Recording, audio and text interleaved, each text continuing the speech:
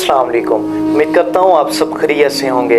अगर आप में से कोई इस चैनल पर नया है तो प्लीज़ सब्सक्राइब लाजमी कीजिएगा।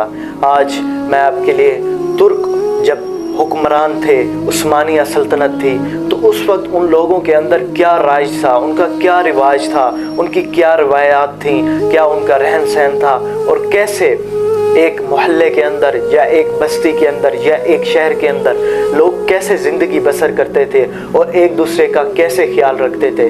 उस तरह की ये मैं उनकी थोड़ी बहुत डिटेल लेकर आया हूँ। इंशाल्लाह समाअत कीजिए, आपको अच्छी लगेगी। अगर अच्छी लगे तो प्लीज़ लाइक एंड शेयर लाजमी कीजिएगा। जब एक तुर्क के घर कोई मेहमान तशरीफ़ लेकर आता तो वो जो मेहमान नवाज होता, घर में जो मौजूद होता, तो वो उसके लिए दो चीज़ें सबसे पहले पेश करता। एक पानी पेश करता, दूसरा कहवा पेश करता। जब वो मेहमान कहवे की तरफ हाथ बढ़ाता तो वो समझ जाता मेहमान नवाज कि मेरे मेहमान को खाने की तलब नहीं है, इसको भूख नहीं है, तो गोया वो इसके लिए खाने का इंतज़ाम नहीं करता था बल्कि किसी और चीज़ का इंतज़ाम कर लेता, किसी फ्रूट का एहतमाम कर लेता और उसको पेश कर देता।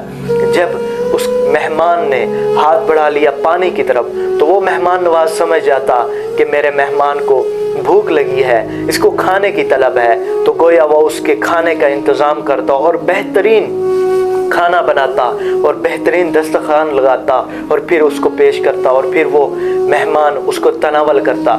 इसी तरह जब किसी के घर के बाहर पीला यानी कि येलो कलर का फूल पड़े होते तो लोग समझ जाते कि इस घर के अंदर मरीज़ है। तो उस फूल के रखने का मकसद यही था कि आया कि इस घर में मरीज़ है तो खुदारा इधर बाहर शोर शराबा ना किया जाए ताकि मरीज़ को तकलीफ़ ना हो। तो लोग इसी तरह करते, जिस घर के सामने फूल नज़र आता तो उसके बाहर कोई शोर शराबा ना होता, सुकून होता। और वहाँ फूल रखने का मकसद दूसरा ये भी था कि आया इस घर के अंदर मरीज़ है तो आप अयादत के लिए भी आ सकते हैं। इसी तरह किसी घर के सामने कोई सुर्ख रंग का फूल यानी कि रेड कलर का फ्लावर रखा होता या फूल रखे हुए थे तो लोग समझ जाते कि इस घर के अंदर एक बालिग लड़की है, तो इस घर के सामने जो बेजारी अल्फाज हैं वो ना बोले जाएं और यहाँ खड़ा भी ना हुआ जाए क्योंकि इसके अंदर बालिग नौजवान लड़की है। हाँ, अगर आप उसके लिए निकाह का पैगाम भेजना चाहते हैं तो आपको वेलकम है, आपको खुशामदीद कही जाएगी और आपका वेलकम किया जाएगा। बाद में चाहे वो रिश्ता करें या ना करें, लेकिन उस फूल रखने का मकसद ये होता कि इसके घर के अंदर नौजवान लड़की रहती है, जिसकी वजह से वहाँ बाहर जो आजकल गली मोहल्ले के अंदर लड़के खड़े हो जाते, इसी तरह कोई खड़ा ना होता। और इसी तरह उनके जो मालदार शख्स होते, जो अमीर तरीन लोग होते, उनके अल्लाह पाक की राह में खर्च करने का अंदाज भी निराला था और किस तरह छुप कर वो अल्लाह पाक के राह में खर्च करते।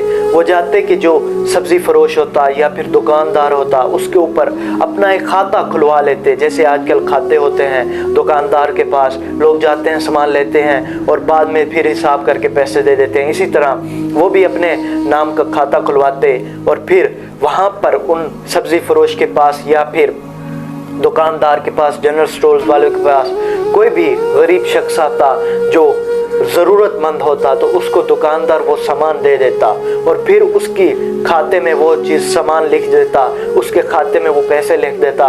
फिर वो मालदार शख्स कभी कभार यानी कि चंद रोज़ के बाद, माह में एक बार दो बार आता और फिर अपना खाता क्लियर करके चला जाता। और इसी तरह वो अपने हाथ से यानी कि लोगों को पता भी ना चलता कि किसने हमारी हेल्प की और किसने हमारी मदद की।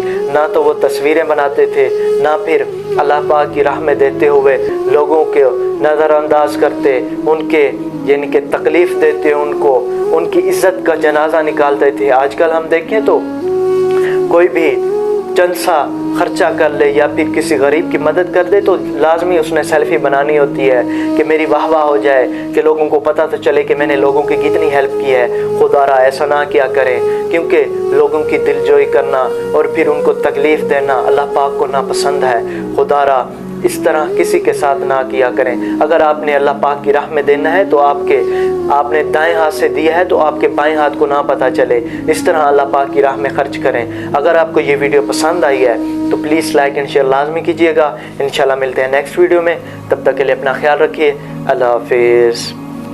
اللہم صلی علی سیدنا و مولانا محمد وعلی